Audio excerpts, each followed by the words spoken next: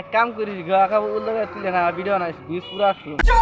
এই দোনো তো সকালে প্রতিদিন দোন গা বাল ভিডিও বানাম না এ রস্টাররা কি খবর? এই মাগি ছাড়া তুই ক জানি তো তোরা আকাশে পড়ি না জীবনে ভিডিও বানা হবি না, কারণ তোর তুই আর কোন আঙ্গেলে পড়ে গেছে দেখতেছি না পুক গেছে মতন দেখতেছি আর